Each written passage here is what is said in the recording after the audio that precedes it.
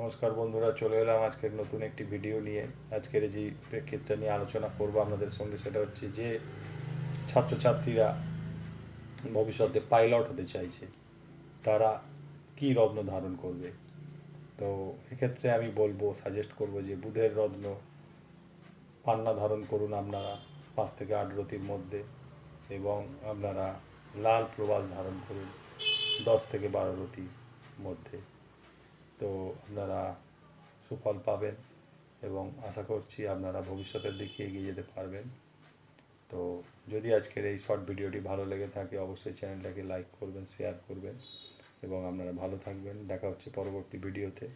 আর যেতে যেতে বলে যাই, বুকিং নাম্বারটি 9830938870। এই নাম্বারে যদি কেউ দেখাতে চান তো যোগাযোগ করবেন অবশ্যই।